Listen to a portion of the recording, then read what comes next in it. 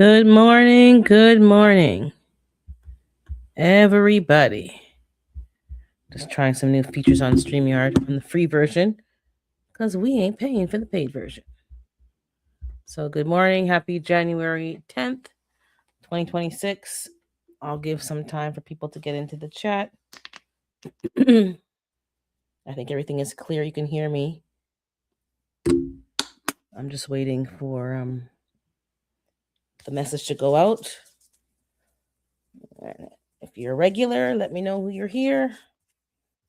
Say good morning. I think I'm clear. So just let me know and I hear me and see me. And we'll have a little chit chat. I think I'm lagging a bit because on the YouTube I'm behind, but that's okay. Let me know if it's buffering. How's everybody doing today? We're going to talk about the spring 2026 garden. We've been talking throughout the YouTube streets, but sometimes I'm sleeping because you guys go up live late at night and I'm already in my bed, so I can't be part of the conversation. So I'm going to put it up on Saturday morning. Get your tea, grab your drink, and let's get into it. Let me share it on my community page. I hope that helps. If you guys can share it in the background, that would be great, so that people know. Because the system does not send out the message right away. So if you guys can give me a hand and share it out, so we can get our regulars in here.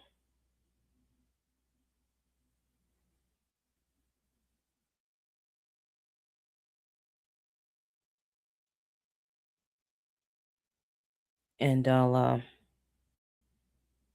1 second, I'm sharing it.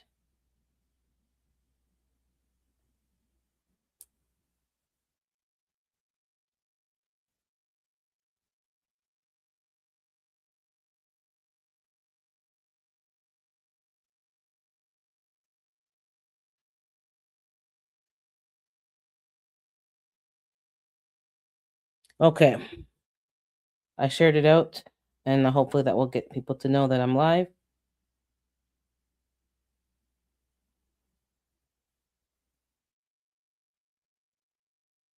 And we'll give them a few moments to get in here. But how are y'all doing today? I'm doing okay. Morning, badass. How are you doing, sir? Long time no see. I know you're in the streets, but you're usually in the bushes. I slept in today, so today started off a little wet, but we're getting back on. I am behind in gardening. I didn't do anything for my WIG as yet. Hopefully I can plan it today. It's just been so hectic, and just to get time to sit down is not I'm not organized.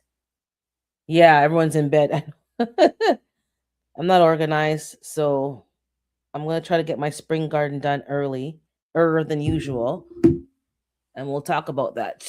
I have to do for my zone 5B, 6A, probably more 5B. I start some of my seeds in February, and I have a chart, but I'm gonna try something different. I pulled a muscle. Oh, that happened to me last week. The first time I pulled a muscle in my back, I wasn't feeling well. I was had pillows propped behind me, but they weren't supporting my back properly. And oh my goodness, even just turning left or right was totally painful. Couldn't even turn, and I like to turn in my sleep. I don't just stay, you know, on the one side or the other side. I had like to move around, but man, could not move. The whole of my side on one side was just totally ugh. Morning, Carbon. Yeah, I feel better. Y'all feel better. I think you were sick too, Carbon. This New Year, my goodness, that flu was awful. It was awful. It wasn't a flu. I got a sinus. Oh my goodness. I think that's what it was in some places. It was a flu or sinus thing. It was awful. So, um, I'm working on that. I cleaned up my room because usually when you're sick, you clean everything, but I'm going to clean everything, even the like top to bottom, and just do an early spring cleaning because whatever that was, I don't want it lingering in here. Um, mm-mm. And I'm still a bit, you know, but it's for the most part, it's gone. So I hope everybody's planting their spring garden. I think both of y'all are growers, indoor, outdoor, but still growing. But uh sinus headache is, yeah, I don't, oh my god. I felt like taking off my head and just dumping. It was awful. No, you tried to inhale, you couldn't inhale, you couldn't exhale. And then I had to sleep sitting up. That's why my back got hurt during that, because that laying down, oh my god, it gave me anxiety. I felt like I was going to suffocate. So I had to sleep almost, not, I mean, at a 45-degree, so that I could feel comfortable enough that I'm not going to, oh my goodness, it was awful. I had the diffuser on, I had Vicks, I had this, I had that. That what helped me break it finally, mind you, chicken soup, and I had somebody gave me some fish soup. I think it was the stinging nettle tea. I thought it was only for congestion in your lungs, like and mullein tea. She gave me a Ziploc bag full of mullein tea, but it actually helps with sinuses. So note to self, not medical advice. Um, stinging nettle tea and mullein tea are also good. Just order some growing bed. Yeah, okay. And then, so if you ever get congested, I'm telling you, it was awful. Oh my god, it was awful. And then it was like, usually it's one side or the other. No, it was both sides locked. Couldn't. Then I had to start massaging my forehead to get the pressure off. Oh my god.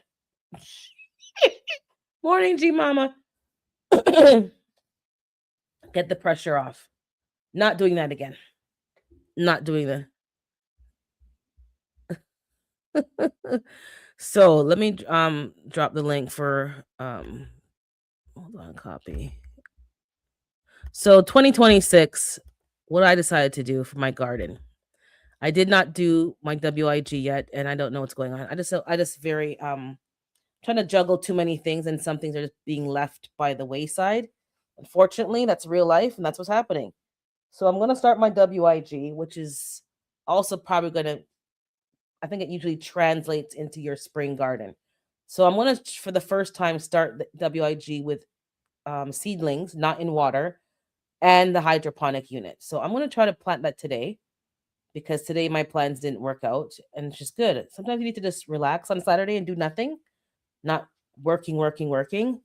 So I'm gonna start my eggplants now. Last season, the weather here, the zone 5B, just, it was a long cold spring, and then summer was just blazing hot. There wasn't a graduation of weather temperature, and my eggplant just finally started doing well, and then it got cold again, or cooler, September, October. So I didn't get, maybe one, I got one tiny eggplant, and the squirrels ate that. Let's not go there because I'm still upset. And all you see is little chew marks, like crumbs everywhere. They don't even eat it. It is like, they're like human. They're like, not human. They're like animal shredders. They shred your stuff, but they don't actually eat it. It's just all over the place. So this spring, for me outdoors, I am going to build more cages to cover my plants. The squirrels are just, it's just too much money being spent on hot peppers, spiky things to put around the place, to deter them. Even the mesh you put on your plants for like the caterpillars, they just shred up the mesh and rip them apart. Like it's just like nothing. My peach tree, they knocked off all the baby peaches before they could even develop. Just ruined, like I would have had a pretty decent harvest. I got maybe one peach on each of my peach trees, Red Haven, and I have a Red Haven, and I forgot the other one. I got one peach on, and it was good. They were small, but they were tasty. So I have to probably build some kind of, yeah, they make me sick. Um and the thing that I did this season, well, currently this last few months, I put up some cameras finally. So I found those Lorex cameras, like light bulbs that are cameras. which are so much easier for people who don't want to be wiring and not handy.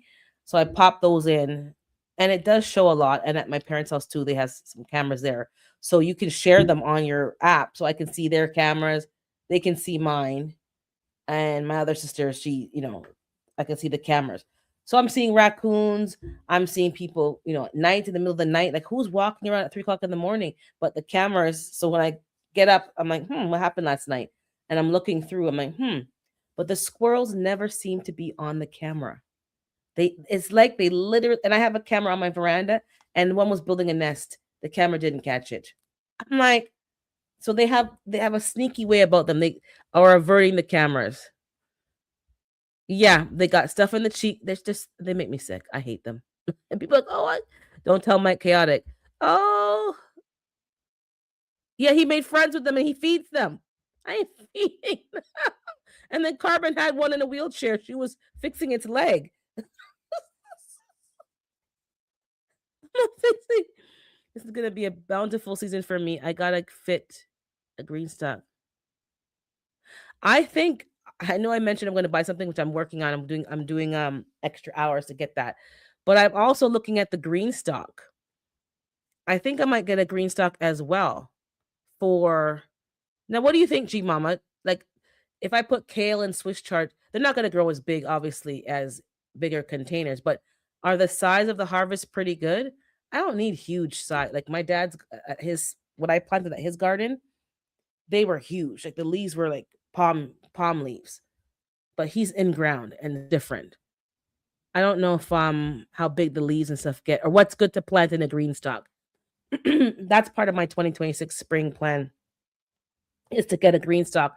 They have them here in Canada through a vendor.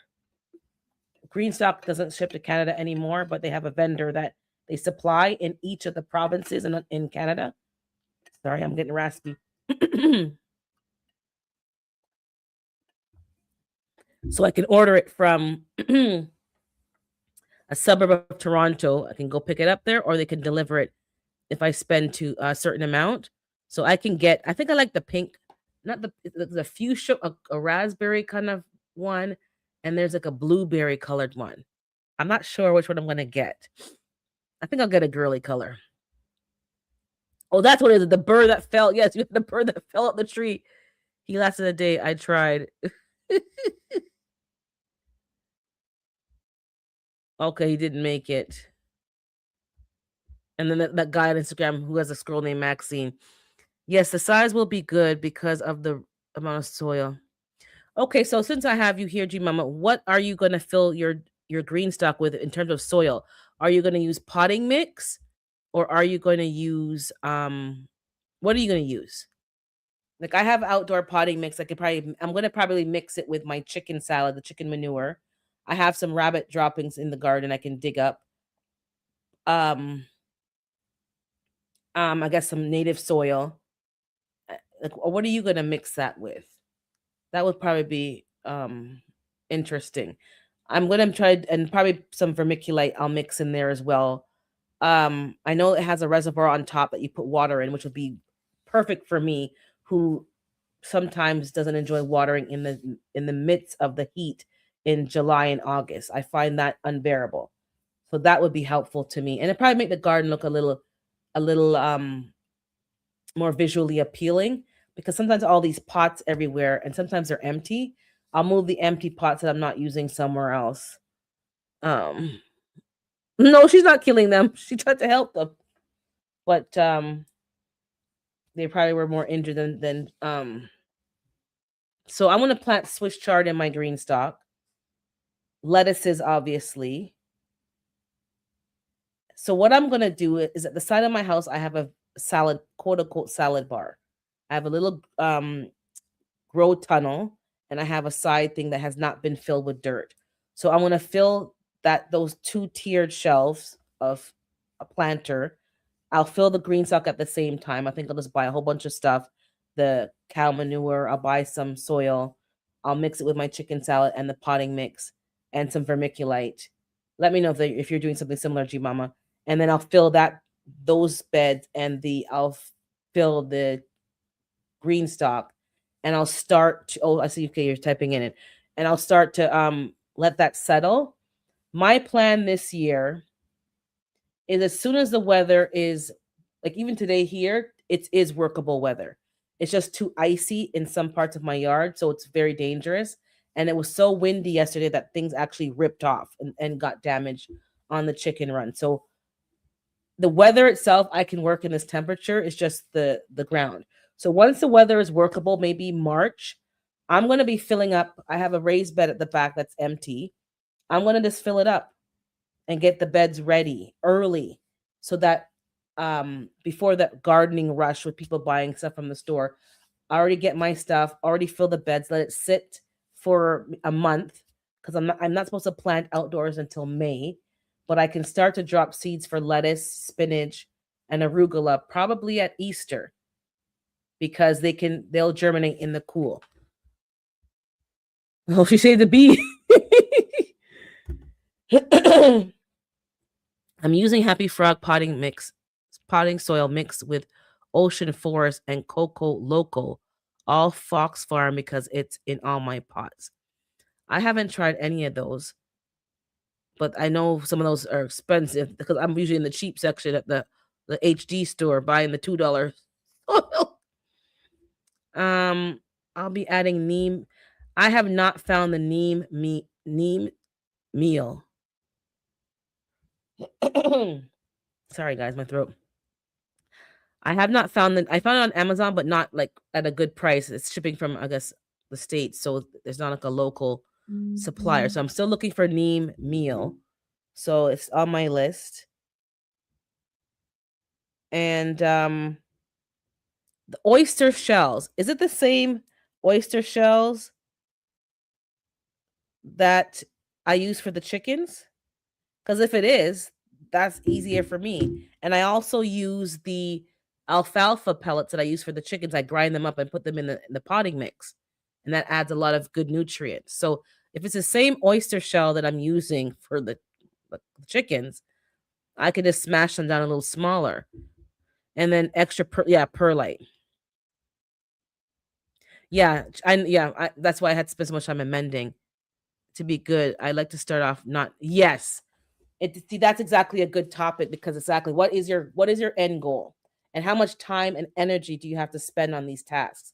Because sometimes it's cheaper in the long run of your season because you and I have a shorter season compared to other people in our community. Buy good soil from the front end and your plants will do better and it'll be easier in the front end. And if you're talking about a green stock, you don't want to be amending. You want it to be good soil from the beginning.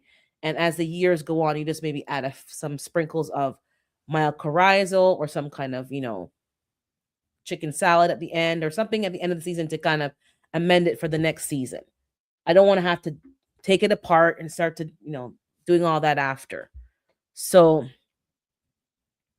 I purchased the powder because I don't have, okay.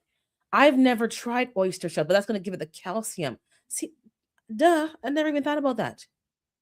Never thought about that. The oyster shells. I do the alfalfa pellets though, and that for me is a good 2-for-1.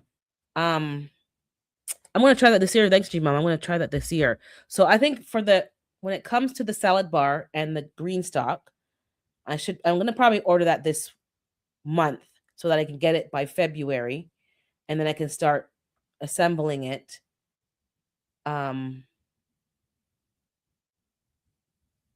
Do you have to wash it first? Does it matter? I know some things that are plastic. Like, are you washing your? I'm thinking out loud. Like, are you gonna wash it first and then put the soil in there, or it doesn't really matter?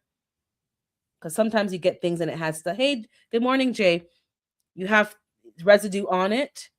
Are you like me, OCD? Are you washing your green stock first, or are you just gonna put the soil in?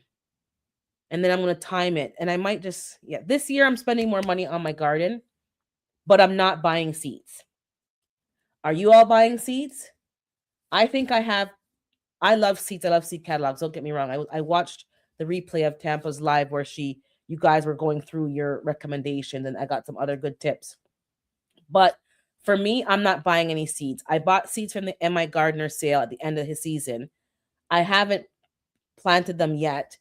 Did I record a haul? Guys, I'm working my butt off this month to get some of these old videos out. I did a Baker Creek haul last season, 2025, and I did an MI Gardener. I'm not buying any new seeds unless I'm at a gardening store in person or I'm at some kind of supply store and they happen to have seeds and there's one there that I don't have. Then I'll pick up like a one pack here and there. But in terms of putting in a bulk order, I will not be ordering seeds until there's another a clearance sale at either MI Gardner, or usually I do MI Gardner because it's so easy for me to get them to Canada. He doesn't have an issue shipping to Canada. There's other companies that they don't really say on their website, so that kind of deters me. I could ask. I see some questions, but I'm coming down. Hold on. So yeah, so I'm gonna use the oyster shells. I'm gonna grind them up with the old blender that I use for outdoor stuff, or I have an outdoor mortar and pest, whatever you call it. I'm still waking up. Hold on. Give me a second. I'm trying to press something. Yes, I'll rinse it. Yeah, okay, so you're gonna rinse it. So be washing it with some natural soap and making sure. Um, okay, nope. I have a bunch now. I'm gonna exactly. I have enough seeds, and I have seeds that I've never planted that variety of whatever it is, or I didn't have success. I bought pepper seeds. Nothing wrong with that. Somebody gave me some Scotch bonnet. I just took out the seeds and I dried them and put them in an envelope. And I took some seeds from delicata squash, but I also bought delicata squash from MI Gardner. Okay, so seeds last as you package them properly. They say 5 to 7 years. I know seeds that have lasted longer from my parent, like they forgot them or people forgot them and they're wrapped in a paper towel or they're wrapped in something and you just soak them, and if they germinate in the paper towel, you're good to go. If they're stored properly, they're good to go. But usually I think the rule is five-ish years. That's why I'm not buying seeds. I have so many seeds that I haven't used. I need to use those ones first. Last year for me, I didn't grow as many varieties, but I grew more of the ones that I wanted to eat. And that was a good choice, which I'm going to follow this year. Then I had a small section in my garden and in my parents' garden that was used to try different things like tomatillos and certain tomatoes that we haven't tried before. Some didn't do well, not because of the plant itself, but because of the location of where we planted certain things. So we have an area that gets a good sun. That's tomatoes next year. We're not moving them to, we're going back to the original plan. Callaloo and tomatoes can be near each other. And then the shady parts are for other things because it was too shady with the apple tree and the tomatoes didn't do good. So I'm going to move where I planted certain things and then have a small, what do they call, experimental garden patch, which I have a patch somewhere near my parents' house. I have their garden to use. I got permission from the landlord. So I plant in their garden next door to the parent so I can see, like, we can cut through the fence and then I can go to their garden and my parents' garden. That's what I'm doing this year. And that worked for me. I have unlabeled seeds, so I'm planting. I had to do that one time too, Jay, and I just I labeled the packet A and B and C, and I planted them and labeled A, B, and C. And when I figured out what was what, I'm like, okay, A is this, B is that, and C I didn't. Sometimes you don't figure it out because they cross pollinated. Good morning, Tampa. Let me just go through here. Seeds can last for years as long as they are stored correctly. Yes, as long as they're stored correctly. I had a problem my first couple of years storing my own seeds. I think I shared it with you guys before, but I'll share it again because we're getting ready for spring. My okra seeds and some other seeds got moldy.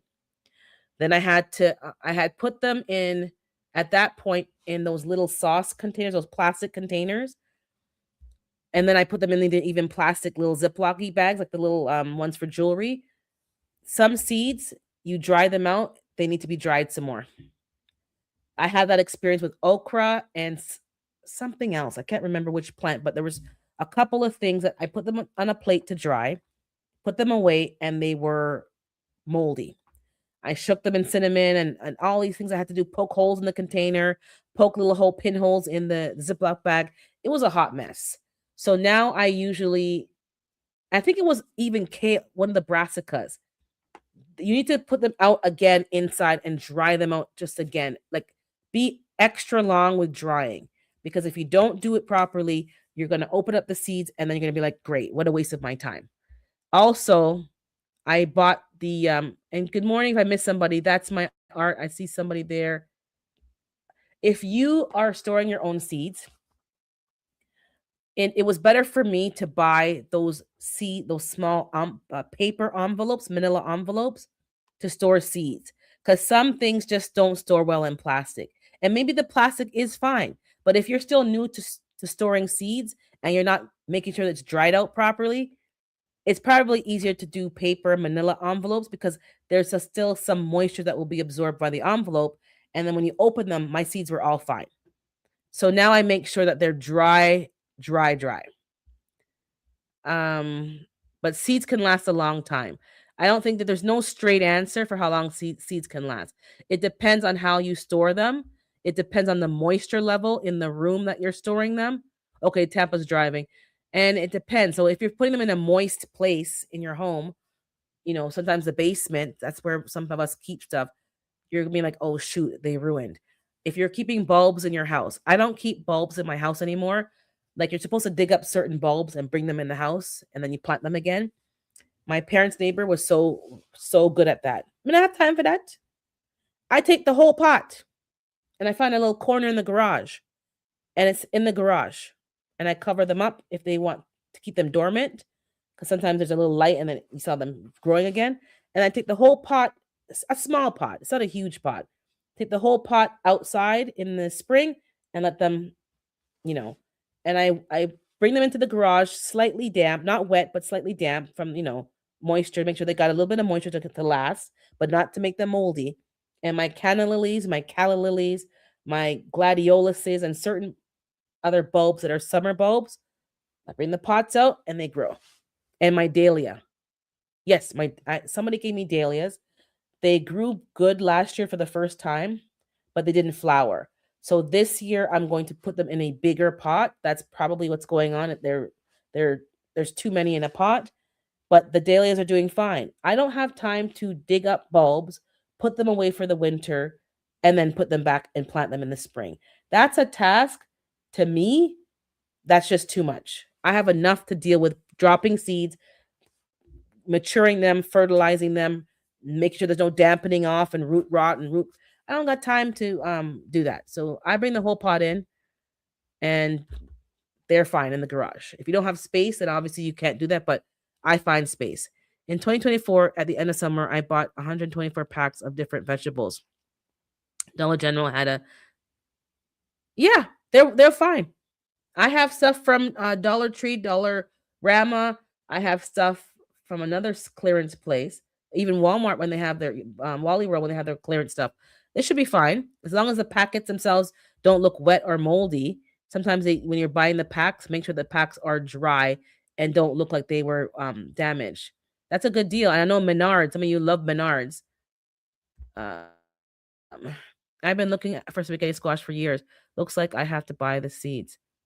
You don't have spaghetti squash in Cali? That's strange. If I see it, spaghetti squash.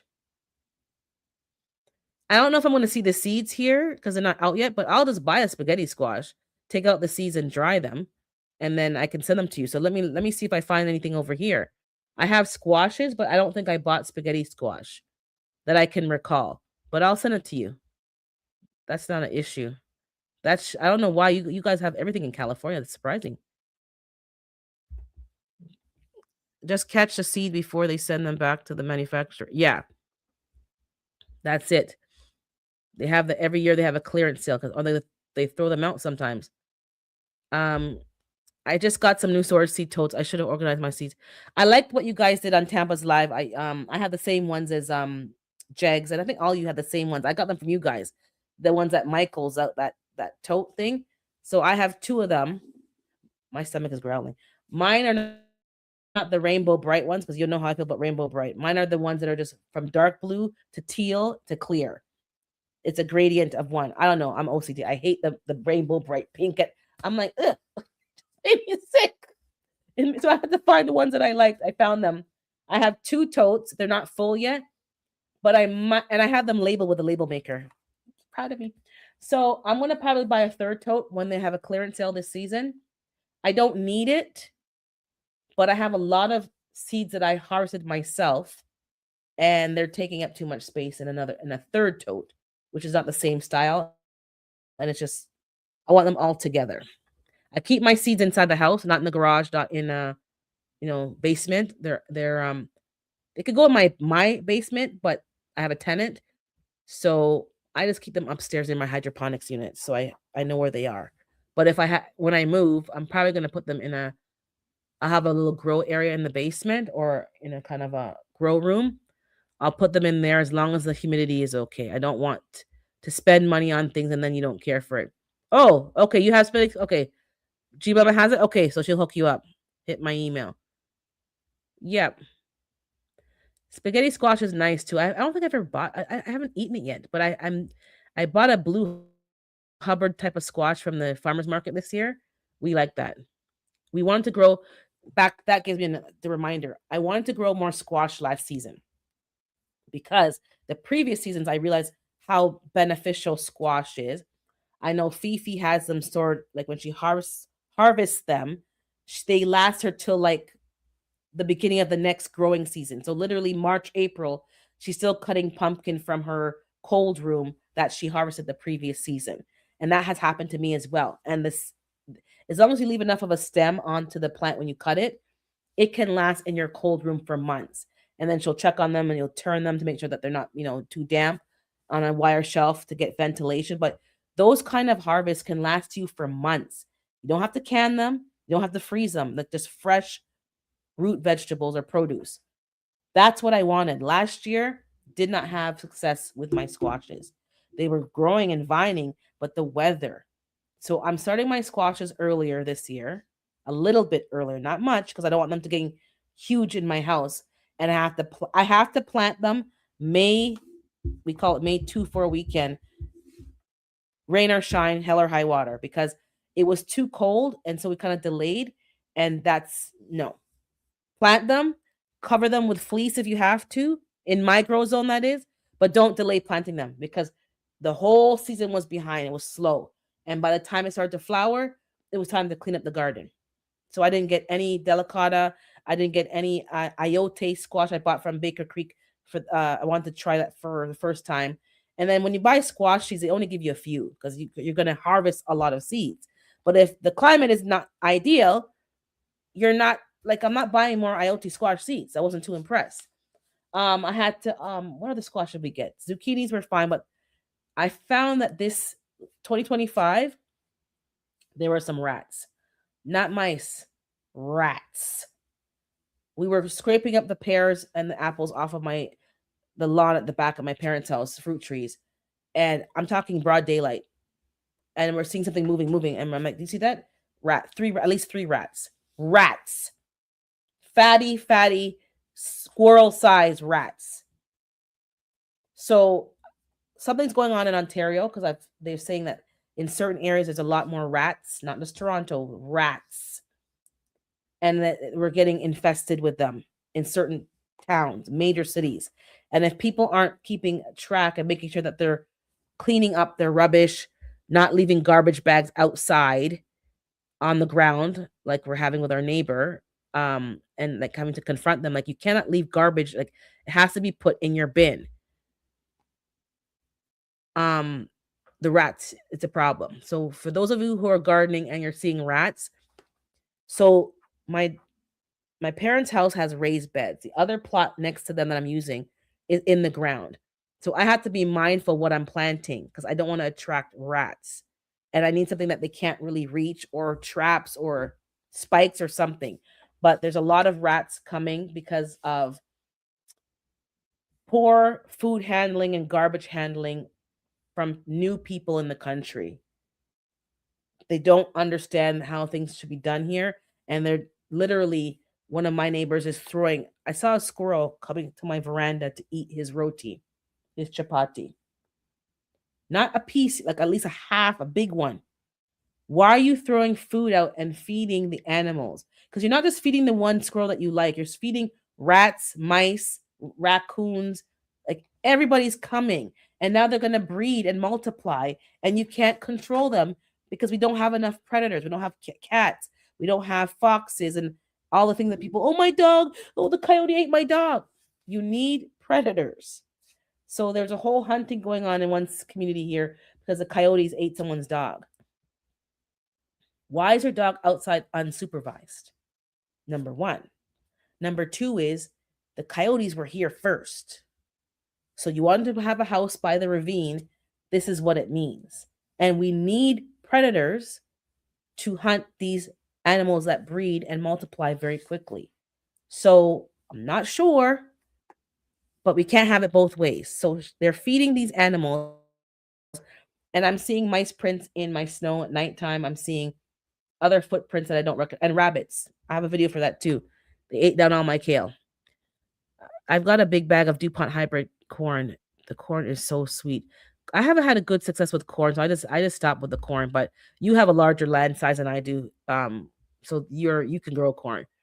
Love me some sweet corn. I'm gonna go peaches and cream. Okay, the corn and also attracted them stinking um squirrels. I only have money tree plant. Okay, you're talking to, but I'm nosy.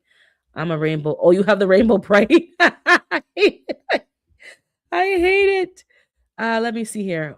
I'm just catching up with the chat. Give me a second. Catch up. I got to figure out my fertilizer situation. I got a hot. I got so hot it messed up some of my hydroponic fertilizer. It got so hot. Oh, you like beefsteak? Yeah, I love beefsteaks. And I tried a new tomato last season, azocha. I think it's a Russian tomato. I'm not saying it right. I'll have to go get the seed over there. One of them came out very nice.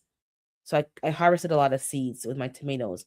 And I'm so proud of myself. I'm doing the tomato seeds proper now. I'm doing it like you grow row. I'm putting it in a jar, soaking them, getting the gunk off. She put a little bleachy water, sanitizing them. So my seeds are looking a lot better and more professional to give away to people. But I did the white beef steak. I love Dark Galaxy. I love the way it looks. I did another tomato that looks like Dark Galaxy. It has that two-tone color. And I didn't do the what you call it? The Amish paste. I don't think I did the Amish paste. I didn't do the San Marzano. I don't think I have any seeds anymore. And I did the purple beef steak. That was pretty okay. And I did the dark cherry, purple cherry tomatoes. I want to do those again this year. The only issue was that they were vining. They were indeterminate and they were huge. So I have to stake them up, which is fine. And I have one tomato that's in the house here from last season that I planted in the house. I brought it in, and I had several volunteer tomatoes from the chickens. I let them all grow, and they actually did better than my tomatoes. They did better than my tomatoes, and they weren't watered, and they were just in the wild, in between certain parts of the coop. They, I don't know what they did, and they grew better than my tomatoes. How's that fair? How was that fair? So I kept some of those seeds and named them unknown chicken coop tomatoes. And good morning, that's my art. I don't think I said hi to you yet. Yeah, Cherokee purple. I like those as well. But I had to taper down how many I'm growing because sometimes you're just growing too many. There's no such thing as too many as a farmer, but there's just too much going on. It's just too much going on. But man, chayote. Oh, that's chocho. Yeah, they ate someone's dog. Um, these that's the thing about having. I know you have a smaller dog, Carmen. These smaller dogs are food for these wild animals. If you have a big dog, you don't have to worry. But when you have a smaller dog, you should not be letting them go in the backyard to go, to the bathroom unless you're standing there watching them. And when you're on a ravine, because that's dinner for some of these animals. So she didn't watch her dog. She let them, go in the backyard. What's a big deal? Yeah, but you have to know where you live. The only blue tomatoes I've Oh, Smurfs. The blue cherry. I don't think I had those, but those are not the hype. Those GMO ones though, right? Chocho, yes, you can grow fermented seeds. Yes, they look and perform better. So what I'm thinking of doing this year is I have always extra seedlings, and my sister told me to take them to church and sell the extras. I'm like, no, no, no, no. But you know what? I'm going to do that this year. I'm going to actually intentionally grow extras of certain things in for sale containers and sell them um, for a reasonable price, just for my time and my soil, not for profit, and then let them have different varieties. Because some people like to grow, but they don't have time to start seeds. I like to start my own seeds because I get to control what varieties I get. Because some varieties I can't get at the nurseries when they have their spring sales. So I'm growing tomatoes that I've never seen before, or I can get them in larger quantities because they sell them by single tomatoes now, not this 4 cell pack, or they sell them in a whole platter. I don't want a whole tray of 30 tomatoes. I want like 10, 5 of one, 5 of another. And I can them now, I freeze them. And I'm trying to do more food preservation because there's no point of growing, guys, if you're wasting the food. It has to either be given away, used up. Like, don't just grow it just for show. I know some people grow for show. No, they don't. Yes, they do. They grow for show. They don't eat the food. They don't cook the food. They don't let people have it to enjoy it. Don't let it waste and rotten on the ground. It's, let people who don't have enjoy it. Um, Bodacious tomato seeds. But yeah, harvest your seeds properly. I love tomato. I eat them. I love tomatoes. I like tomato sandwiches. I like the sauce. I love it. Yeah, you love Riley. So that's what I'm doing. So 2026 spring garden season. Pick your seeds. I'm not telling you, I'm just suggesting. We're all picking our seeds from now because we're all having lives and we're talking about what we're going to plant. So everyone's kind of going through what they're going to plant. And hearing other people's feedback helps me to make better decisions. Like I know Hands in the Dirt mentioned he only grows one type of okra now. It performs so well. He don't even bother with any other variety of okra. Heavy hitter okra he grows. I don't have heavy hitter okra yet, but I'm focusing on the two. I'm doing Red Country Hill, and I'm doing the one that Nikki mentioned that she didn't know, but the Nkrumah okra from Ghana. I'm just going to do those two. I don't need to be having every variety of okra. If I get a chance, and this year I'm going to buy the heavy hitter okra, I will give it a try. And if it's like head over heels over the other ones, then you'll shrink your okra list. You don't have to grow every kind of okra. You're not going to get that difference of taste. Maybe size, maybe texture, but spend your time and taper down your list because less is more, as they say. Less varieties, but more quantities of those plants. So I grew okra last year, but not enough. I need to have double the amount of Red Country Hill and double the amount of the Nkrumah because the weather sometimes doesn't perform well. Plus, you need space, you need room. And also, what I don't usually do is plant enough flowers. I was never really a flower planting person. I was only planting food. But there are edible flowers, number one. Number two is you want some beauty in the garden. You want medicine that's not just vegetables, so like calendula, nasturtiums. They're also good to have for your animals. When you dry the flowers, you can put them in the nesting boxes. It helps keep away ticks and mites. And also, you want to attract pollinators. And I've noticed a decline in pollination, I mentioned, but we got to keep talking about it. And I noticed it especially heavily when that 5G tower that I can see from my garden was installed. That 5G tower has interfered significantly. But if more people are planting flowers, especially zinnias, because the monarch butterfly, which is in decline, they're trying to increase the numbers. I did not know they liked zinnias. I thought they only liked milkweed. They like zinnias. I saw them, you know, planting dill and fennel and things like that the black swallowtail butterfly likes.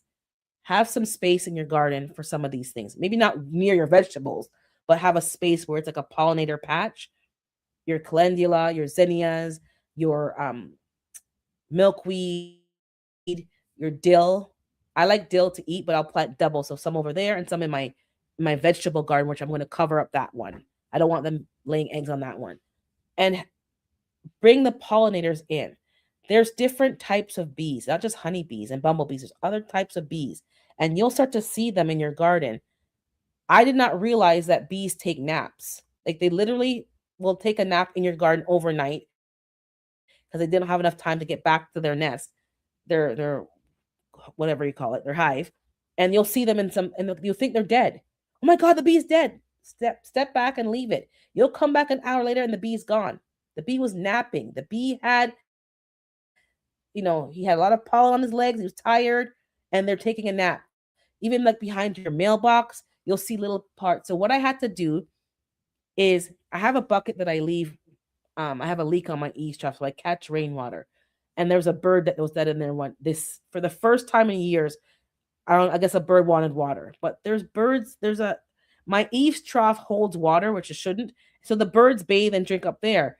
This bird didn't know and he drowned. And then even bees are drowning in there and butterflies. So I cover it up now, but I leave little areas where there's little droplets of water, almost little areas where there's a little bit of water that sits. And I know, oh, mosquitoes, but it's so tiny that it's not even concerning with mosquitoes. And you'll see the bees and the wasps and all these other small insects going there to drink. Do not leave buckets out with water. It's great to catch the water, but I'm going to put a mesh over top so that the water can go through, but animals can't go. Well, birds can't go in there. I felt bad about that, but yeah, it wasn't on purpose. But don't leave those things because they're enjoying your garden too. And yes, some of those animals are annoying, squirrels, but some of them a lot of them are beneficial, and they're cleaning up the aphids for you. If you see ladybugs, real ladybugs, not the fake ones that are damaging, leave them alone. Once you clean up your garden in the fall, don't over clean your garden. This season that just passed, I did not clean it. I left it. I didn't clean it early enough, so then I just left it. Because what happens is ladybugs and certain bugs bury and they hibernate in the soil and in some of the plants. And if you're chopping them down and cleaning them up so perfectly after they've hibernated, you're destroying the good bugs. There's bad bugs too. Those red and black beetles in Ontario that are all over the place and they burrow in the soil. But if you use some natural remedies early enough in the season and late enough going into fall, you'll kill some of those bad bugs. Not all of them, but some of them. It's all about balance because you don't want to destroy the good bugs. That's what I learned. So I didn't clean up my yard. I'm going to wait till the weather's good enough. The bugs start waking up before the plants do. You'll start to see the birds waking up and chirping. See the change in the seasons. Then you start cleaning up. And when the new plants start pushing forth, like the hostas and those things, then you go up and clean the other stuff around it. Don't clean it up now. Leave it alone. Let the bugs rest and the ladybugs rest so that they can come back. And your praying mantises and all those other bugs, don't clean up too much. They use those things for winter hibernation. I had kale in the garden. I did a short on it. I'm going to show you guys maybe this week. They ate down all my kale. I had it under a mesh and I propped it up because it was too tall for the mesh. Anyways, the rabbit came and ate the leaves and chewed the plants down to just above the soil. I was leaving them there to see if they could grow back next season and see how those two perform. The red Russian, for the first time I'm growing red Russian.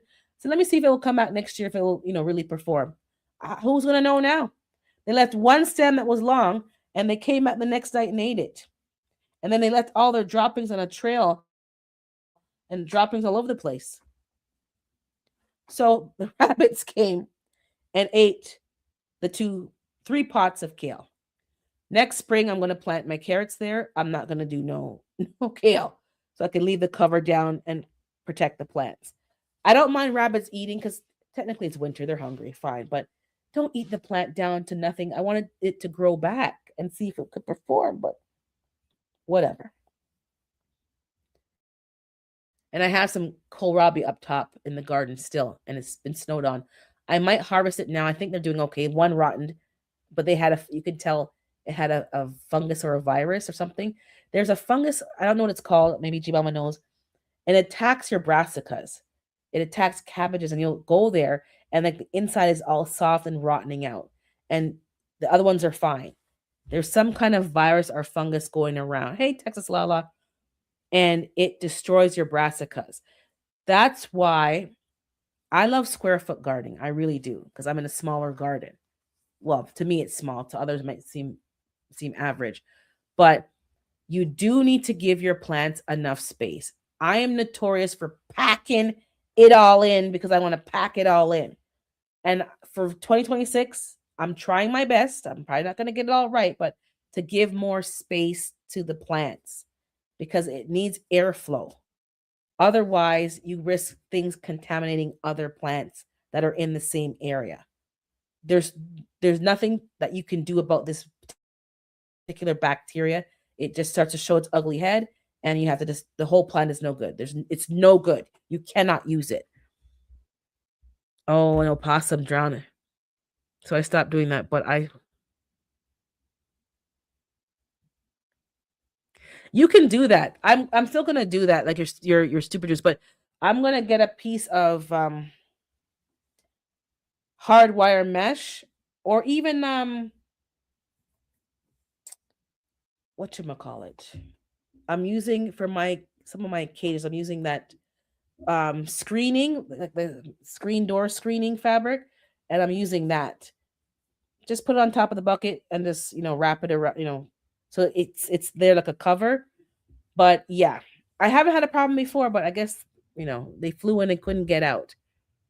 And it happened actually with a butterfly, but I caught it right before and I got it out and it dried off and it was fine. But yeah, I'm gonna cover it with a hardwire mesh, because I could put a brick or a small rock to kind of hold it there, and they can't get in there. But it's important to leave, like these, and I hate opossums though. They need water to drink. They need water to drink. And butterflies, bees, they're traveling long distances across sometimes cities and provinces. They need to place to land. And my garden seems to be like they know, like, oh, go over here. Yeah, she's got the stuff.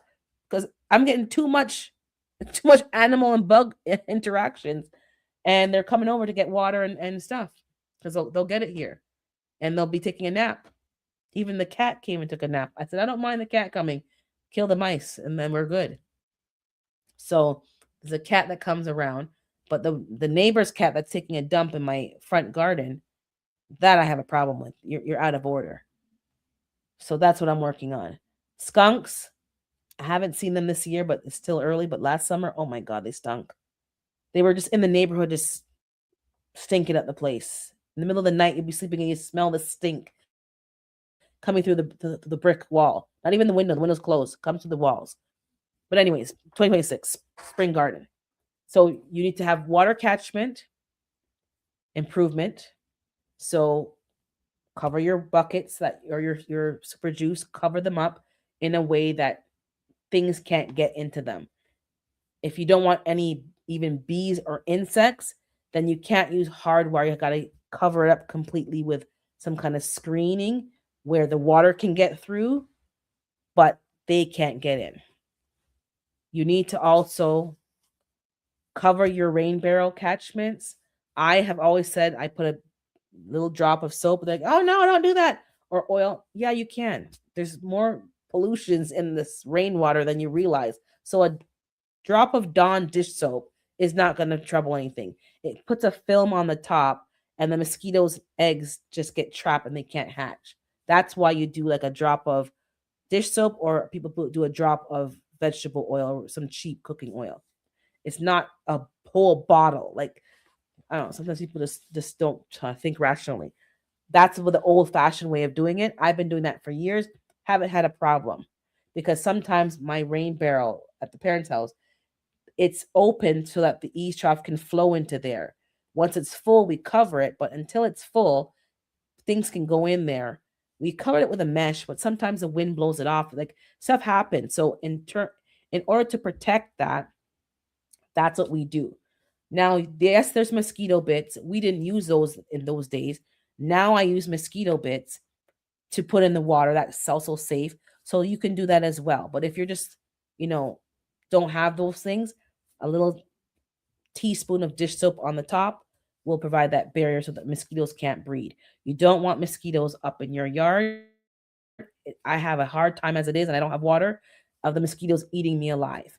You need to make sure there's space for airflow and there's not overgrowth because that's where the mosquitoes kind of breed. Um, Pick your seeds from now, and I always pick how many plants of each variety I'm going to drop seeds for.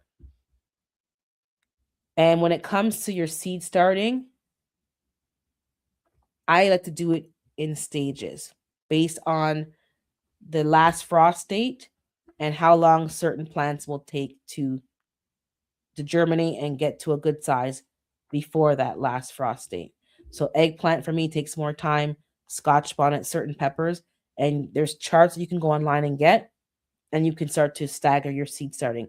I don't know how people do them all at once. I just don't have the energy and time for that. I like to do them staggered and then just tackle other things. I'm going to invest in some better seed starting, the bootstrap farmer stuff, because sometimes the seed starting, not the tray, but the actual thing, whatever you call it, seed starting block, they're so flimsy, they fall apart. So it's time to invest in something more sturdy, especially if you're doing it every year. When you buy too much cheap stuff, you end up spending more in the long run. So I'm going to spend some money on some, the bootstrap farmer stuff so that I can wash them and reuse them year after year. I don't want to have to be, I'm going to use the cheap stuff to start seeds that I'm going to sell because I'm not going to get those back anyways. So I'll use those for those kind of or giveaway seeds. But for my stuff, Bootstrap Farmer, this is not a plug, I'm not sponsored, but everyone's using them and they're so durable, they're so sturdy. It's worth buying good stuff. I'm going to invest in some more lighting this year because I had so many issues. And this is exactly back when you just buy the bare minimum. And you're, why am I having all these problems? Because you bought the bare minimum. Let me get a couple of more lights, a couple more things organized so that the plants have what they need. What I am going to do though this year, and maybe some of you have already done it, I want more automation in my garden slash homestead slash even animals. I need some things more automated because if I need to step away or go on a quick vacation, I'm making it more difficult for myself to step away because everything is me putting the lights on and off, me doing this, me doing that. I'm physically doing it. If I'm not here, I can't ask somebody else to do all those things for me. So even going away for a week is almost like, so this year and this last few weeks, I'm investing in power bars that have a built in timer. All the lights on the seed starting are going to be on a timer because I'm physically turning them on and off because I'm here. No, it's going to be automated. I'm going to invest in fans this year for the seed starting shelf. You need ventilation, you need fans. Maybe you don't in your zone, but in my zone, it's cooler. Your house has artificial heat on, blowing heat. There's something not quite exactly right for all of the plants. Some things need a heat mat, some things don't. Then when you take the cover off, the temperature is okay, but it's not quite right. And then there's not enough airflow, and so your soil stays damp too long, and then you get more dampening off. Yes, do I overwater sometimes? Yes, absolutely I do sometimes. But if you had ventilation going, that wouldn't be so much of an issue. So I'm going to get some fans clipped onto the shelves on a timer as well so that they can go like 5 minutes on, 10 minutes, whatever, some to simulate nature. And last year when I did that manually, I was moving the fan, the plants did so much better. Also, I recommend putting perlite on top of your seedlings to help keep the gnats population down and also the excessive moisture that may occur. It won't, keep that moisture from hitting the stem of the plant. Do not overwater, bottom water. I know, but sometimes you don't because you can't reach the plant. So invest in these things to make your life easier. Because if something goes left and you have to step away for a day or two, your seedlings can run on their own. You water them before you leave, 2 days is not a long time. 3 days is fine. The fans are going, the lights are going on, the timer's going off, and the person you ask to check on your plants just have to do a quick check and leave. My chickens, same thing. I got to make some things more automated so that it's easier for somebody to come and fill in and invest in certain things. I invested this winter in a different heating thing for the water.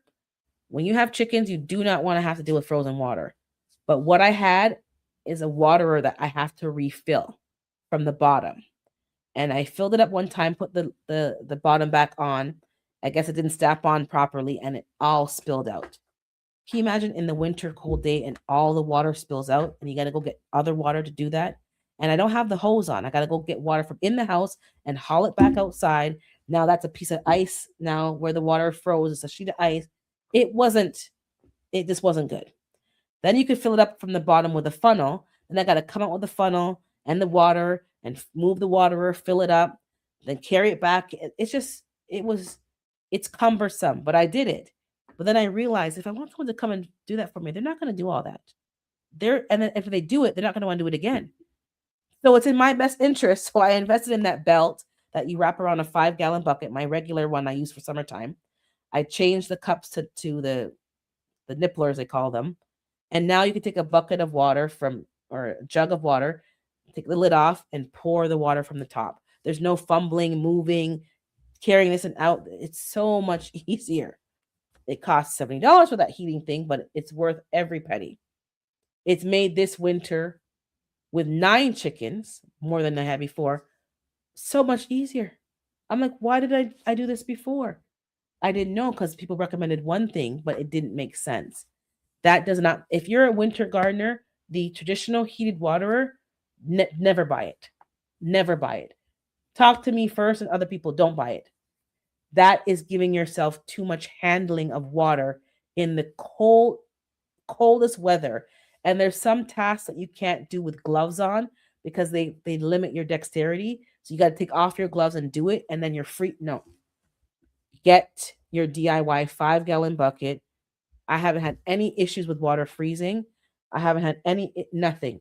And it's so convenient. So make your gardening life, your homestead life, a bit more automated. It's going to be worth it.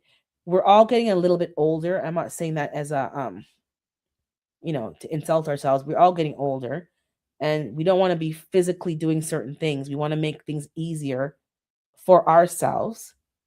And in case you get an injury, like my back was hurting me the other day or something, you're planning ahead for these things so that you're not going to put yourself in a situation where, oh shoot, I can't do it because I'm injured, or oh, I'm not feeling well.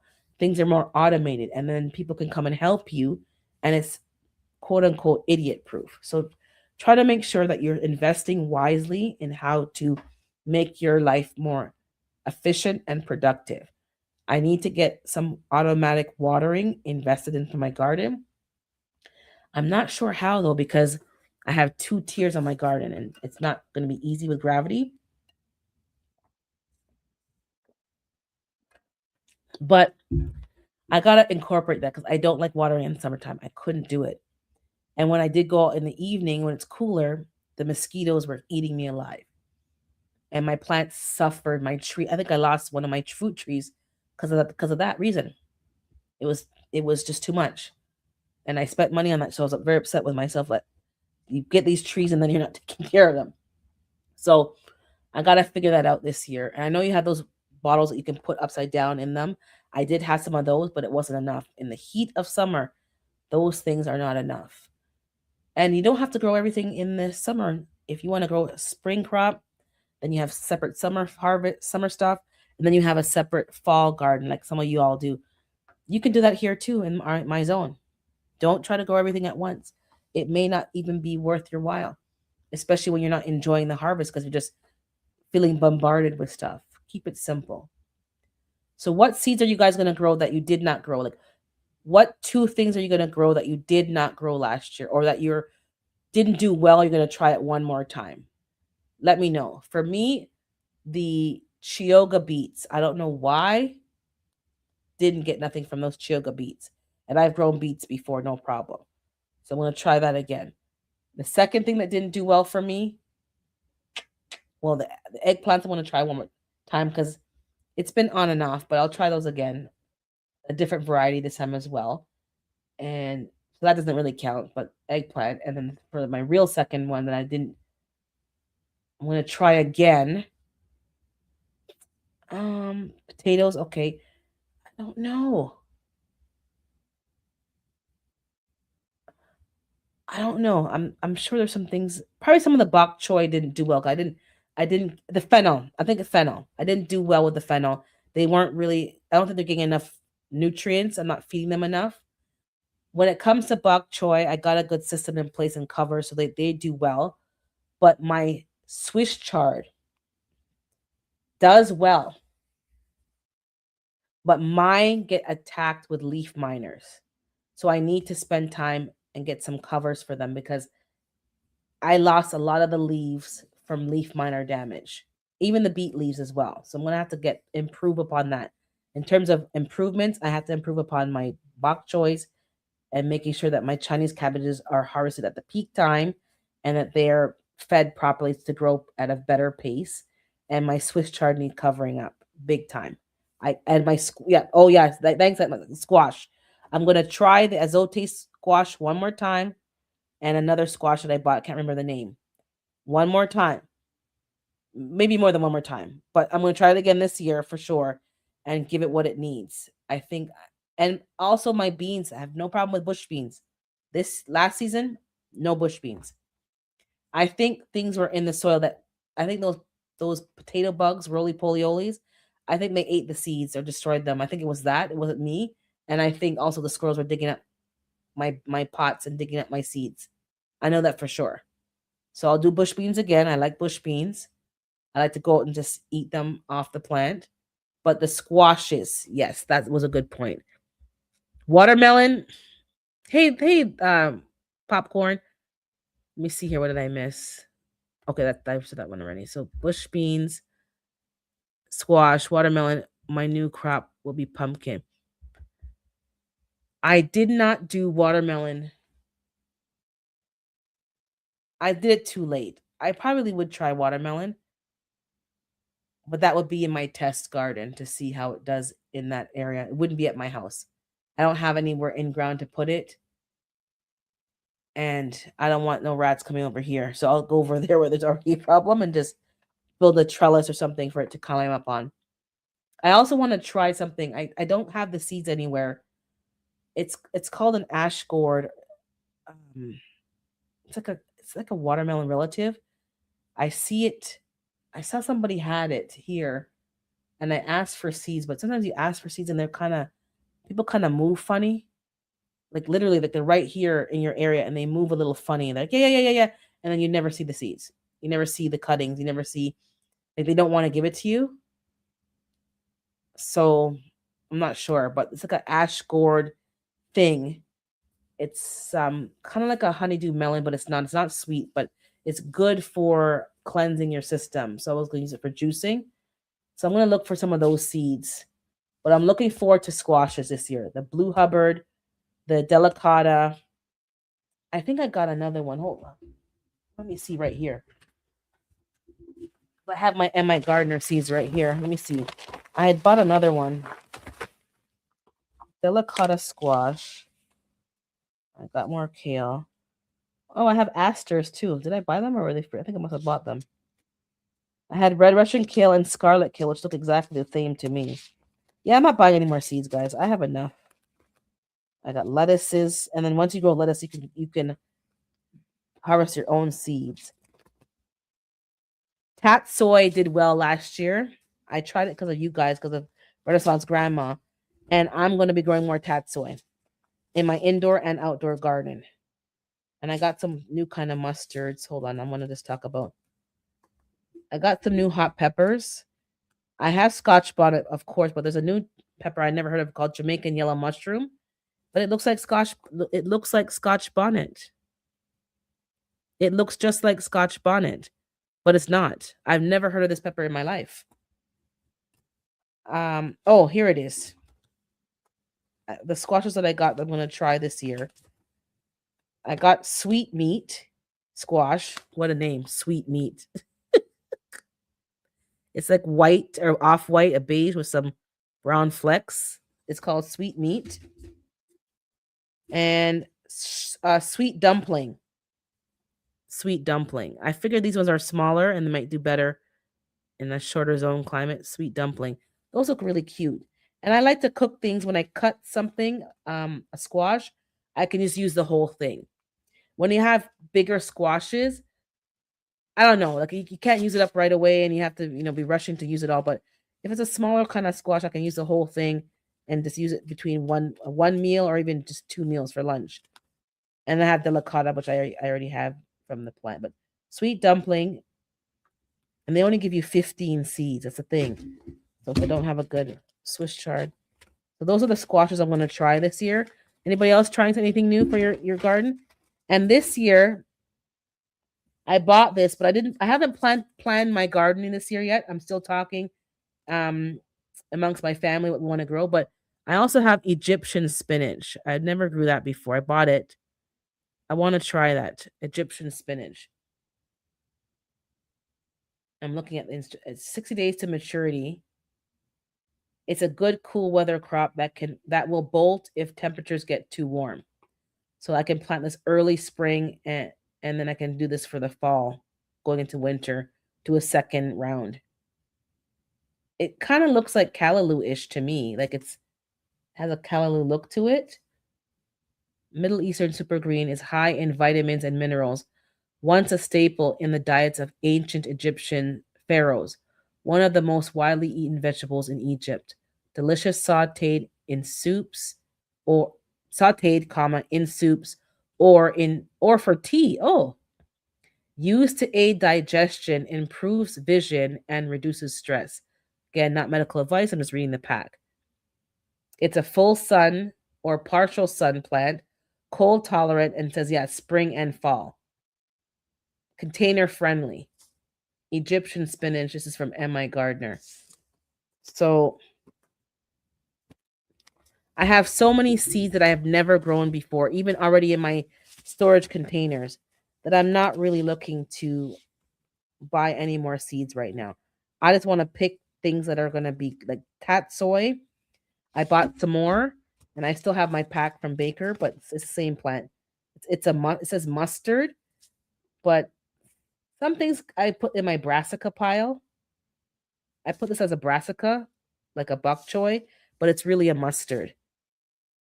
I really like mustard greens, but I did not do a good job of cooking them or incorporating them into meals. That's what I'm really saying. How do you guys use your mustards? Like, how would you use it for breakfast? How would you use it for lunch and dinner? So I can get more use out of my greens. Do you eat mustards raw? I don't really like them raw. I think they're a bit too, like, I like arugula and the peppery and this and that. But do you guys eat mustard greens raw? Let me know. And good morning, Sylvia. Oh yeah, I'm trying callaloo. Callaloo is a staple for us as Caribbean people. We call it different names, but it's callaloo. Um, oh, she goes, I do not like Egyptian spinach due to the kind of slimy type texture, a little like Malabar spinach to me. I didn't grow Malabar from seed. I bought it at the nursery a couple years ago. And I haven't grown it again. My sister actually bought it. She likes it because it's kind of like leaf of life, like very succulent kind of plant, a very almost not cactusy, but cactus like. Um, so she bought it and she put it in the garden, and I think they ate it. And I know I could feed it to my animals, but so it's slimy when you cook it. Ooh, so it's kind of like I won't know till I try it, and maybe I'll mix it with other greens. And you mix mustard greens with turnip greens. I have not grown turnips in a couple of years because I didn't get anything. I know in the last live, some of y'all love rutabagas. I've never tried rutabagas, to be honest. I've done beets and radishes. Turnips I tried, but it wasn't the seed, it wasn't the plant. My stomach is growling, my God. What I find happening in some areas in my garden, in some containers, is that it's infested with sometimes earwigs, and they are doing some damage to my root crops and other certain bugs that are ruining when I plant beets, radishes, turnips, and stuff in there. And I have to find a spot where it's not going to be damaged by these insects. It's not the seed, it's not the climate, it's not the weather, it's the bugs that are eating up and damaging. And then you'll pull out a radish and there's like all these holes in there. I pull out a turnip, there's all these holes. So I'm gonna try. I'll try it because I bought the seeds at this point, and I think if I don't like it, my family may like it because it might remind them of callaloo, so they might like it. So I'll give it a try, and maybe I can, we'll see. I find spinach very hard to grow here. Not that it's hard. It's because you have to plant it early when it's very cool. It loves the coolness and it will germinate in the cool. So since I have a mini greenhouse outside, I am going to plant my spinach. And the problem is the squirrels dig them up too sometimes. Under that little hoop house, I'm going to plant them the end for the end of March. And I can guarantee you they're going to grow and do well under that cover. Once it gets warm, that's it. So if you don't start these spinaches early to really harvest them and preserve them, you have to wait till fall.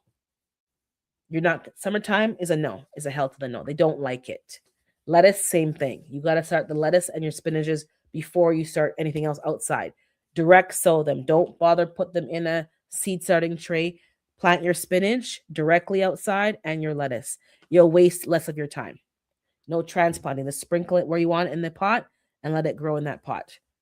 That's my other recommendation. Do not start seeds with lettuce because we're not a nursery, and spinach. Direct sow them outside. You'll have better success. Callaloo, same thing. I think people just sprinkle them in a pot, and then once they get to a certain size, they'll transplant them if needed, but do not waste time doing that. They like to grow and to be broadcasted on an area, let them germinate, and then you can separate them after. You have to, not have to, I like to always correct that.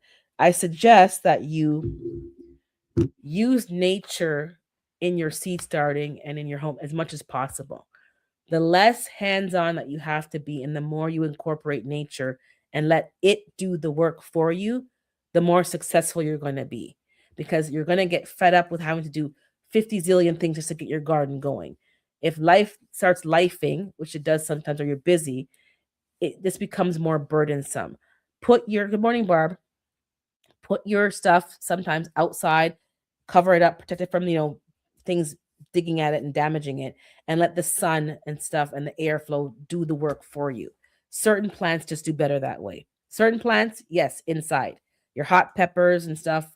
Remember, I'm in zone 5B, so I'm not direct sowing Scotch bonnet outside. That's going to be inside under lights and under maybe a heat mat at first.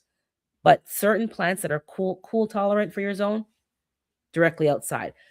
I plant my calendula directly in a pot outside and put a dome over top of it, the plastic dome to keep the moisture in and stuff.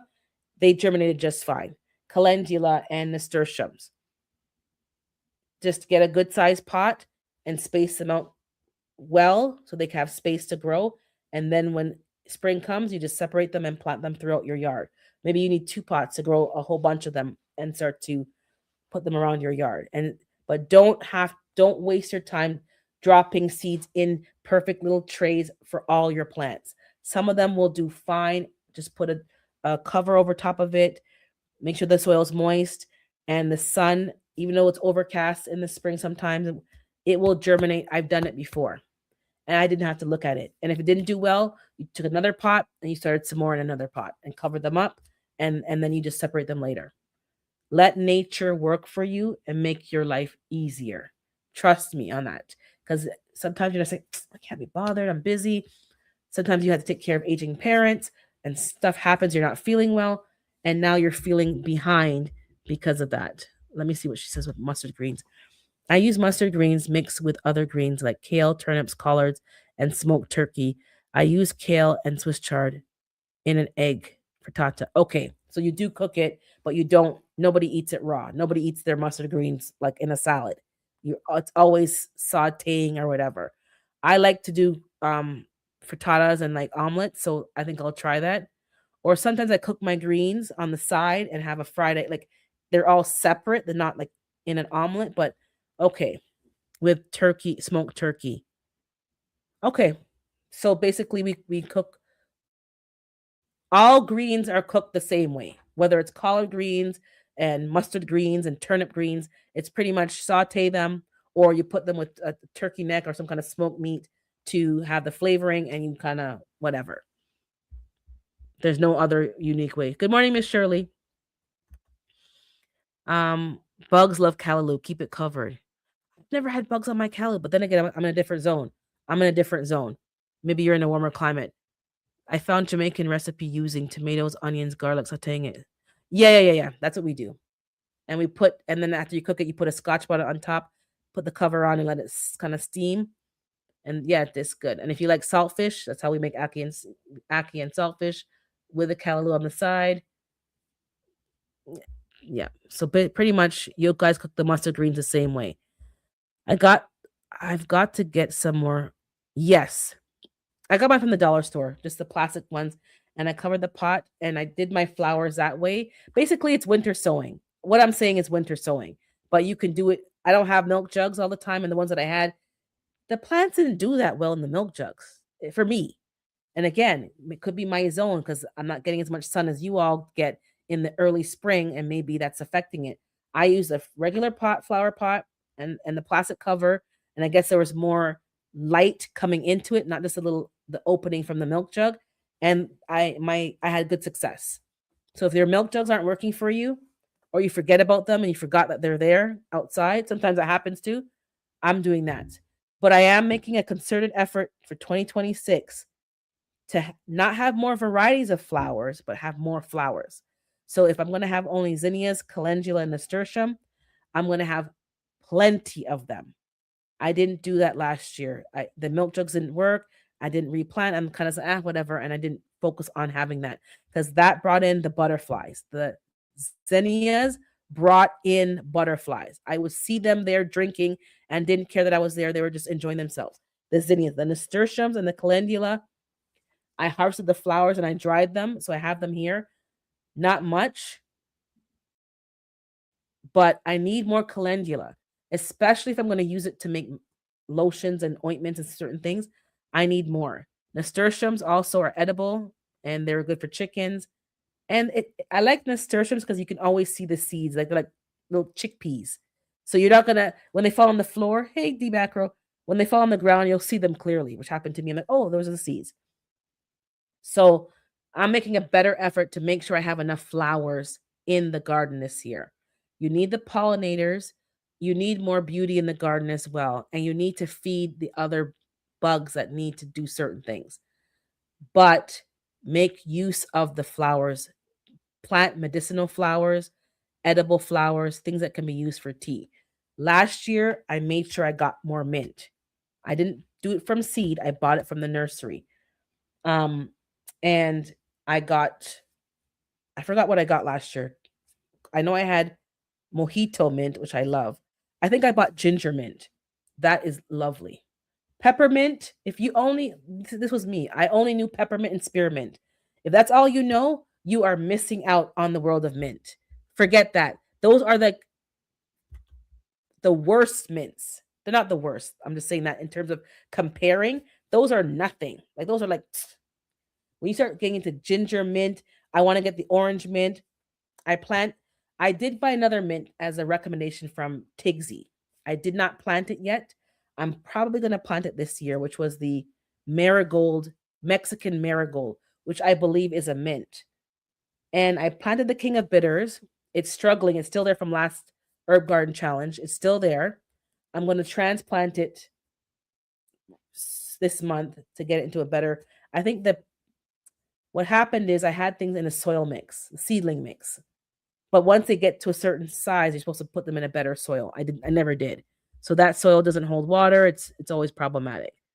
Um, let me see what's going on with Or I have broccoli, mixed lettuces, Swiss chard, herbs, small tomato plants growing in my hydroponic system right now. I'm in zone 5B. Okay, you should 5B 6A.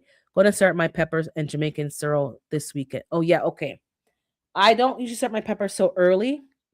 I have a chart, as I said, that I follow, which I don't know where it is right now. The second, my old chart from 2025, which I can tell you. So I can tell you. Oh, here it is. I do have it. Give me a second to let me go get it. Hold on.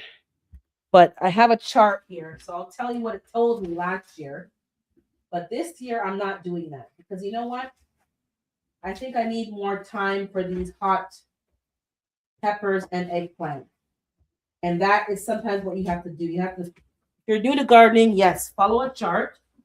But as you start to experience certain changes in your weather zone and also challenges in seed starting, you might need to make some adjustments. So, um, for example, for 2025, let me tell you. So, okay, so last year for cayenne pepper and like all my hot peppers were March the 10th last year. Now that was okay for me because when I planted them outside, they did do okay. Like my Scotch bonnet had peppers, but the problem was the squirrels.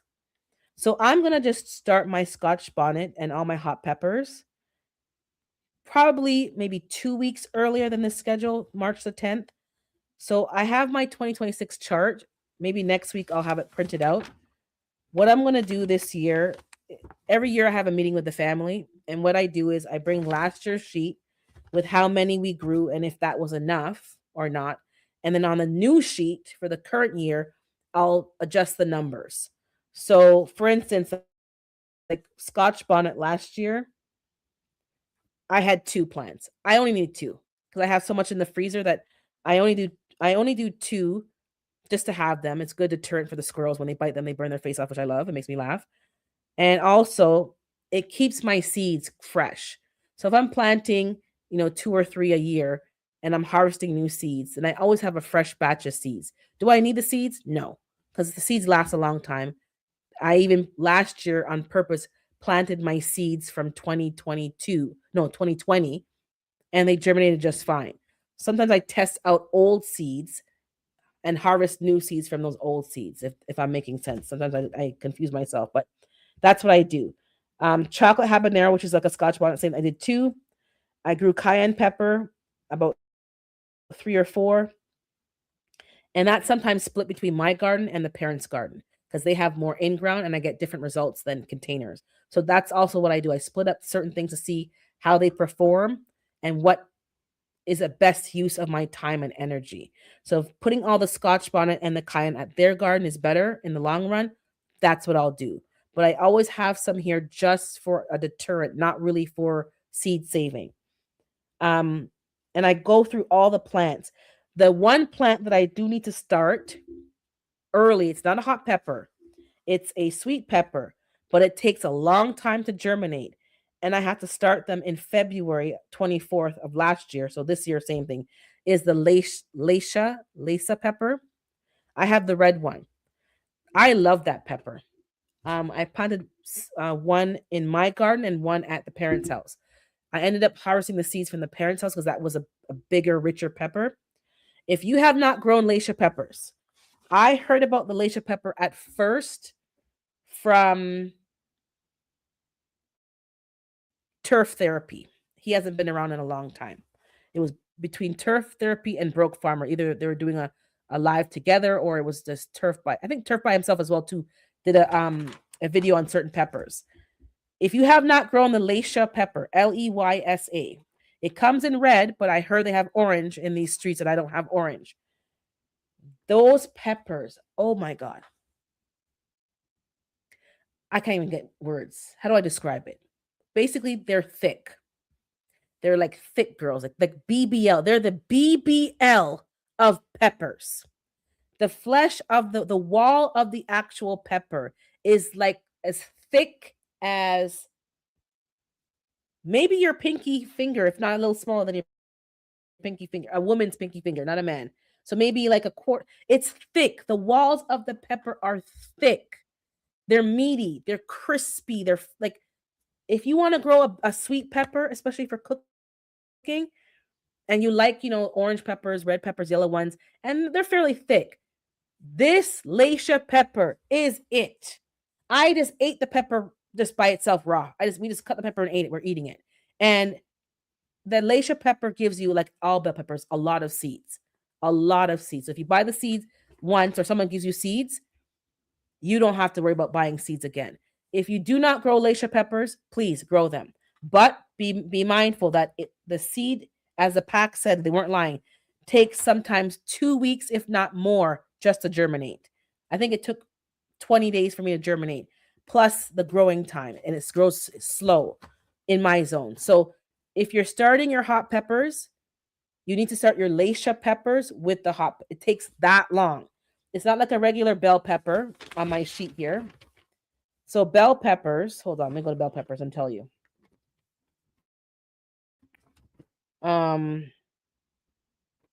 So bell peppers, last year I had to start March 24th. So 2 weeks after the hot peppers. But the Lacia was February 24th. The hot peppers were March 10th. You have to start your Lacias even before your that's how much time they took. They weren't lying. But it's worth it. Do not plant one or two, plant several, because sometimes they don't perform. But when you get one that performs well, harvest all the seeds from the top performing plant. But you're going to love the Lacia pepper. I can tell that for a fact. Fact. I love it. Okra, for my zone, I start my okra in April because it needs heat.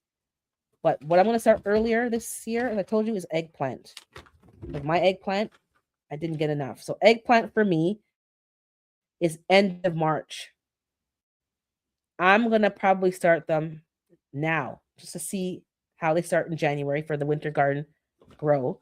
But if it's too early, the next year I'll plant it in February in between. But you need to start those things early. Otherwise, celery, also an early planter. Start them early. February for me, because they need to germinate like carrots. They need to be in a good environment to germinate. And don't wait till it's hot. The early spring is better. Bok choy, you can plant that anytime. Even right now in your house, you can plant bok choy in a pot and then harvest them. But the Chinese cabbages, they don't like the heat. Like the bok choys. If you have not, guys, I'm gonna close it off. But the if you have not tried tat soy, I have it under the cabbage category, but it says it's a mustard. I'm confused. It's a mustard green or a brassica. Plant it. Let me see here. Kale, brassica, kale, cabbages. Yeah, I have it under cabbages. You need to try the tatsoi, and you need to try chigi misai. Is that the one?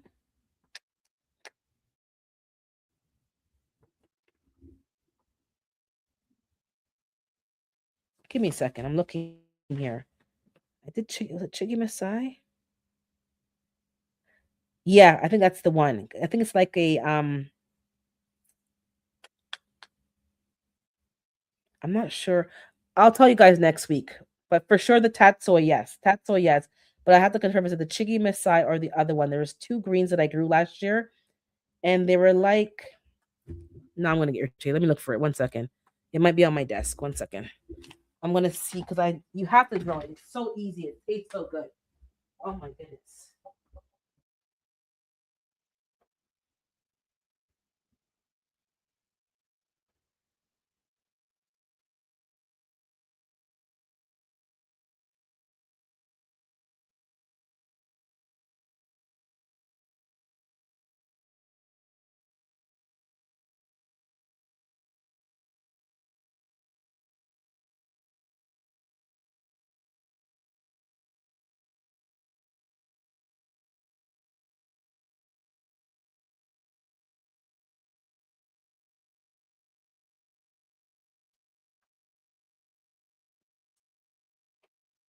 I can't find it. It's probably in my in my seed collection.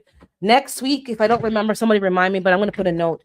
I'm gonna tell you what greens I like, and also recommendations based on taste and texture, how easy it is to grow, quick it is to grow. I sauteed that. Oh my goodness, with some, coconut aminos, or you can use soy sauce, whatever, and then, some stir fry sauce thingy. Oh my goodness, it was the best thing. And your own bok choy, it just has a I like bok choy in general and those things, but it had a even better taste when you grew it yourself. It just, man. But I'm gonna just, so you need to know about the chigi masai. I'll tell you guys next week. And those are good for the bok choys are good for indoor. You don't have to be having a big garden in pots, container garden. Those things go good on under any condition, but harvest them on time. Once they start to go and bolt, which happens for me very quickly, that's it. So quickly harvest them and then have a succession planting of those things. That's where I did not do well. I should have had my bok choys. Once they got big enough, put them outside, and then after a week, start another batch. Because as soon as they're ready, you gotta harvest them and do a next batch. I was trying to do the cut and come again, which you can do for bok choy. You can cut off the leaves, but you have to have enough of that variety to cut the leaves off and let it go until they all bolt, and then you just start again. You could do that as well. You don't have to harvest the bok choy as a complete plant. You can just take off the leaves and harvest those. But it's better to take off the leaves anyways, because you'll find bugs all up in and slugs all up in the bok choy in between. So if you harvest the whole thing, don't just go right into your house. You have to hose it down, because you're gonna realize there's all kind of things in the crevices. And if you harvest the leaves of the bok choy, you're gonna find like Brussels sprouts, some other shoots and other leaves coming out. They do that as well. I haven't let it do that, but this year I might let one or two, like, harvest the leaves and leave it and let it grow new shoots and see if it gives me mini bok choys or what. You have to experiment, but that's my advice for this year. Next week I will talk some about the herbs that I did not grow last year that I'm going to grow this year, because I bought some things out of recommendations, and then when I did the herb garden challenge, I didn't have I just didn't grow them. I just grew my 10, and that's it. I grew stinging nettle, it died. Not It didn't die. I left it outside until winter started. I should have brought it in or put it in the garage, and I did not. So I have to start that over again now, because I want the tea, because that was very good for congestion. As you can hear, I'm still congested, but that tea was very helpful. And there's two mints. I mentioned the Mexican mint. There's another one I have to grow, which is the Greek mint that Renaissance recommended. So I'm going to try those two mints as well and start to make my own tea blends. Tea works, but you have to be drinking them regularly and using them right away. So that comes with experience and more awareness of what works well with what ailment. Because if you wait too long, it's going to be a longer time to get it to work. So I did not have the tea right away. I did not know it was for sinuses as well. So I suffered longer than I had to. But it's coming out now. It's doing well. I'm much better. But you don't want that sinus infection. Oh my God. You don't want it. It's better than a flu. I would say I would rather have that than the flu, but it wasn't nice. So that's my advice. And next week we'll talk again more about the spring garden, what you're planning, um, because it helps talking together and listening to other people talk. It helps me fine tune what I'm going to do as well. Because some of y'all said that you don't like certain things, which is good to note. I'm still going to plant it, but I'm expecting to know, like, I know you guys hate Minnesota midget and another melon, and it's true. It wasn't all that. You grew all that, and then it wasn't like, eh. I want things that have a good review from different people, that it tastes good, so I don't waste my time. But the Egyptian spinach, I'm going to grow it. I'll see how it goes, but at least I'm not expecting too high of a hope. But I'll decide for myself. But that's how we learn from each other. So I'm going to grow some more herbs. But I think bok choys and the Chinese cabbages are really easy and just give you a lot of food, because you can cook them veg on the side with any dish, any style of cooking, Asian, Caribbean cooking, even like, Taiwanese cooking with the green like there's so many other styles of cooking and genres of cultures that can be cooked with the Chinese cabbages. You can even do it like the Caribbean, the curry cabbages, all kind of ways you can cook it. I think you get a lot of stretch from the bok choys, and they don't take as long to grow as a head of cabbage. And I have a head of cabbage that I didn't plant outside, and I didn't want to throw away the seedlings. So last fall, I brought them inside, and I only transplanted them last month. So I have a Tete Noir and a Calabos cabbage is still in here growing, and I have a Romanesco from last spring seed starting. I never planted it anywhere, but I didn't kill it either. It took a long time to grow and germinate, and I just didn't have the heart to say no. I couldn't throw it away. So I will let you know how those do as well in the indoor. They're not going outside. They're being planted indoors, and I think they're going to just stay indoors. The other ones that I didn't plant yet, I might hold them off and put them outside, but that would be really strange. Can you imagine starting seeds a year before and only putting them outside the fall? That's just crazy. That's crazy. But the plants are doing well. They're stunted. They're not growing any further, but they're doing well. I don't think that's going to be good for the plant in the long run, but we'll see. I will share it all because we need to all learn from some of these mistakes. They might be working out well, might not. The tomato that I grew last year, I think it was the black crim that I tried that I liked. The black beauty and the black crim. And I love the dark galaxy. I don't know why. The Rutgers, the mortgage lifters last year, they were okay. And the other one that I mentioned was Azoychka. Ed Azoychka. That tomato was like an orange tomato. I didn't get a lot of harvest because of the weather, but the one that I got a lot of seeds. It's a very good tomato from what I remember, but I'll tell you again when I eat it this year. But I think someone sent me that seed actually. I think it was Psalms that sent me that seed. And I think if you're in the audience or in the bushes, I got the envelope. I didn't open it yet. I got it last night, so I will open it. Thank you very much. And the dwarf Hannah tomatoes, I didn't get a good result. Oh, and the other tomato, the carbon tomato. Did I grow it last year? Yes, I did. But I don't remember if I think I liked it, but I don't remember. Because I had so many new varieties. I didn't write a note on that one, but I know I grew the carbon tomato. I know I heard good things about it, even from Vision Preparedness. He grows a carbon all the time, and somebody else. And I was like, why didn't you guys tell me about this tomato? And it did very well. If you don't have the carbon tomato, I think I got it from Baker Creek. You need to try that one. That is a very good tomato. I'm going to try it again this year with the seeds that I harvested from last year's to see if they perform. But I did enjoy the tomato. I just can't remember anything striking about it. But it was a good tomato. All the ones I grew last year were good tomatoes. The only one I didn't like as much was the white beefsteak. And it's probably because I don't know when to harvest it. Because it doesn't really, maybe it was there too long. And it was more watery. Maybe that's how it usually is. But I didn't mind the white beefsteak the previous season. So maybe I just didn't harvest it in a good time. But the carbon tomato, the Azoychka one, which is orange, dark galaxy I really like, but the dark beefsteak was good. And I'm going to try some other tomatoes. I ordered it from a local place. I never got the seeds. They assured me they shipped them out.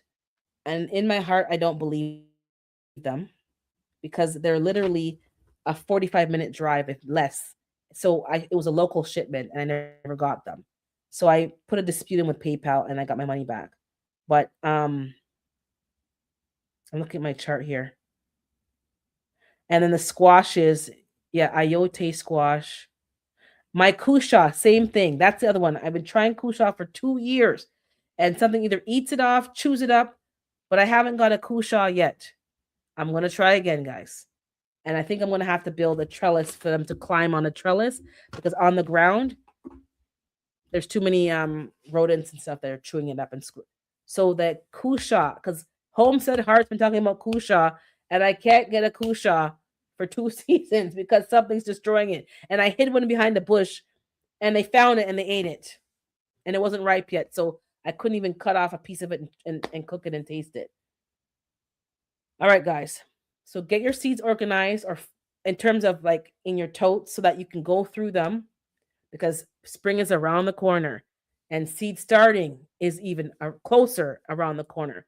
By February, for me, I have to be starting my seeds, but I'm going to start some now, because if you don't start them on time, you're going to have to end up buying seed, which is fine. Sometimes you like to buy seedlings. I do support my nursery every season to make sure that they stay in business, but some varieties I want to grow myself, and I want to cut my costs in some ways so I can spend money in other ways. But February, guys, we're going to start our seeds. So get your seeds organized and decide what you're going to prioritize this season. And I need to put more emphasis on flowers and even the herbs, because some of the herbs I didn't harvest. They're fine, but I didn't harvest them. I had to cut a whole bunch of mint off of the mints and put them in the compost bin, because I didn't harvest them when it was time, and they were out in the snow freezing and got frostbite. So I couldn't. It was no good. I couldn't use the plant. I couldn't use the leaves. That was my own fault. Like, just didn't have the discipline to get things done in a timely manner. But thanks for tuning in, guys. Don't forget to like and subscribe. Hit the thumbs up. It helps the channel. I'll see you in the week. And remember to be kind to yourself and be kind to others. Sometimes we don't get things right. Sometimes we don't have the motivation, but just be kind to yourself and keep moving. Have a blessed week, and I'll see you, God willing, next Saturday. And I'm going to be working hard this week to get a couple of videos edited, maybe one done and edited and another one in the works, because I have these recordings, but you're not seeing them because they're still on the hard drive. All right, guys. Bye.